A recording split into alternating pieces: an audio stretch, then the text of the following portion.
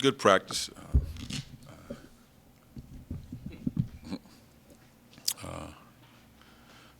Got away. No major injuries or bodily harm, so that was good. Outside of Cam, Cam is due to get scoped tomorrow, so it looks like he's out 4 to 6 weeks. How does, oh, go ahead. No, thank you. Coach talked to Ivan Rabb and said one of the things he needs to work on is just patience right now. Defensively, he feels like everything's coming together. Offensively, patience is the key. That's not easy teaching a sophomore patience. Yeah, and he understands that part. I think for him it's more when double teams, how teams defend him. And like I said before, he doesn't have the luxury to ease into games because of his reputation. So the way teams defend him, they're physical with him, because this part is the conditioning piece. So the way they defend him, they get physical with him. They kind of bump him on both ends of the floor to really kind of take him out of the game, hopefully get a foul here and there. So for him, just really understanding what they're trying to do early in the game, because you notice he's better in the second half. Just kind of get a gauge on how the game is played. So it's our job to try to get him off to a good start early in the game and try to get him in positions on both ends of the floor. For one, offensively to make decisions and make plays and read the defense. And on the defensive side of the ball, just being prepared to go against different things like guarding guys on the perimeter, ball screens, post defense, and really playing defense at a high level without fouling. Given that you have four opponents in the next, 4 different opponents in the next week, how much of your preparation is dedicated to that, and how much of it is just kind of working on you guys at this point? I would say oftentimes when we practice, 75% is what we do. But there are some teams obviously do different things. And I just bring Princeton in mind. They run a Princeton-style offense, which is something we really don't even see in Pac-12 play. So you have to adjust to that because you don't practice that. But for the most part, other teams we play, whether they run different plays, there are things that we've seen. I thought Louisiana got us on a couple actions, not a lot of prep time from our standpoint, and I thought they did a good job in the second half running a couple plays that we really didn't see. But that happens with short preparation. Most teams kind of do some of the same. There's ball screens, down screens, back screens. You might have a guy that posts up better than others. You might have perimeter guys that do different things. But I think the upcoming teams, I hadn't watched a lot of film on them outside of Princeton, are things that we've seen before. So anything on Louisiana Tech that sticks out to you? Well, they've always been known. They have a coaching change this past year. I think this is second season. In years past, when I watched them, they were always a pressing team, get them down, really press you, physical, make you work for baskets. They don't press as much as they used to in the past.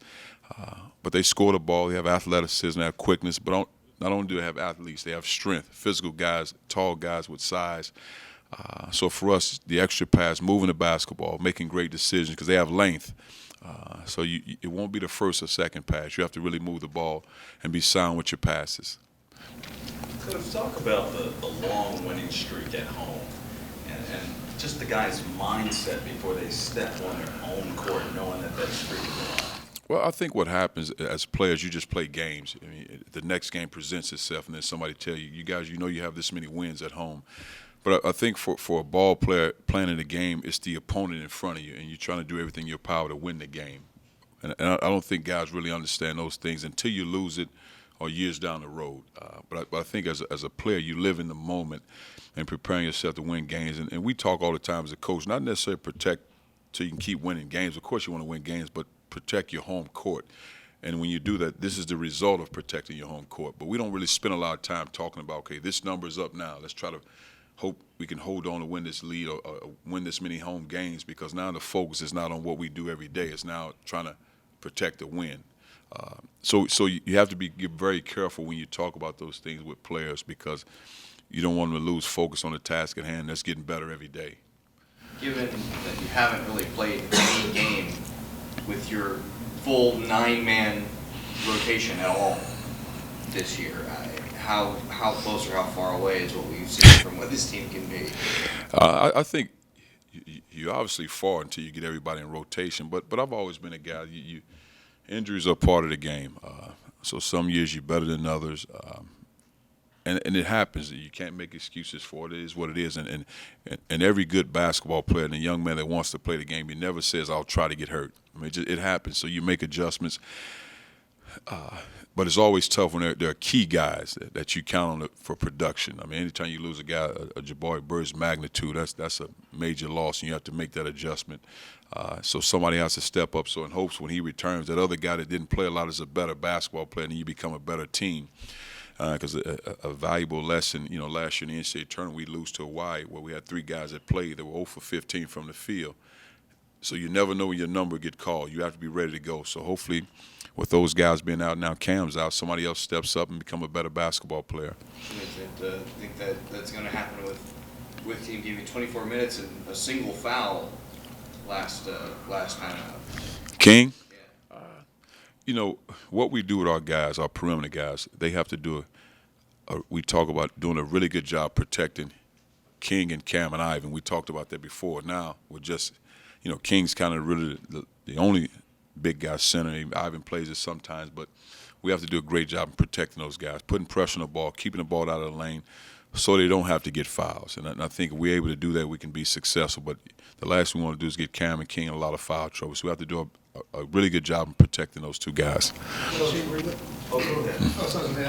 What changes do you see in the rotation happening with Cameron out long term? Should we expect to see more Roman Davis, more just more other guys? Good question. But I it's game to game because every team's different. Some team might present so you have to try to find more size, or some teams you might be able to play with 3-point guards on the floor. So it just depends on who we're playing against. So it's hard to say right now. But I think Roman is continuing to work to get himself in the rotation, though.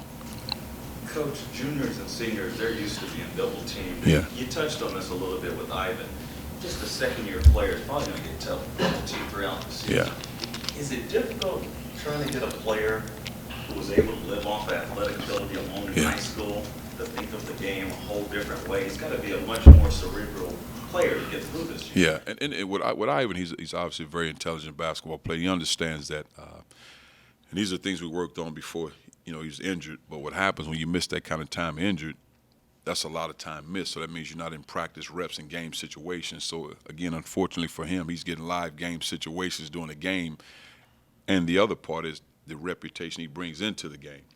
Teams defend him a certain way. So for him, it's just getting his conditioning better, and you only do that in practice and live games, and I think that's part of it. But he does a good job of reading the defense because he's a very willing passer, and oftentimes I'd rather him shoot it than pass it. But he can pass with both hands. He makes good decisions with the basketball, so that part is good. So when you're doubling, he does know how to read the defense and make the right decisions.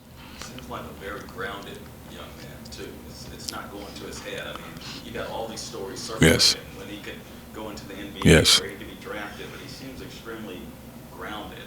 Well, he has a great foundation at home. That's what helps him, I think, more than anything. And he's a good person, and he's not full of himself. He understands he's a good basketball player, but he also understands the value of being a good teammate and what it means to be a student athlete. He takes pride in that.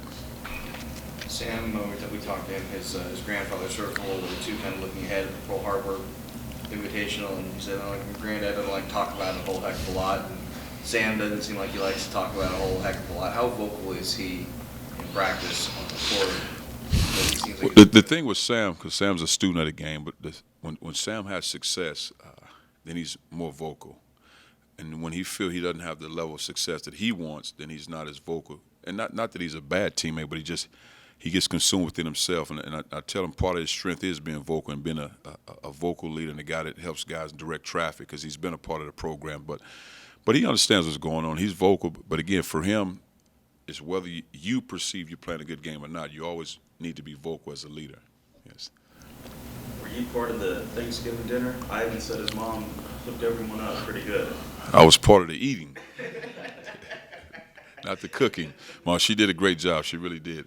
But the guys, they look forward to that. They like that. I mean, she did a tremendous job. Yeah. It was just the eating, though. You helped by eating. That's it. That was my help.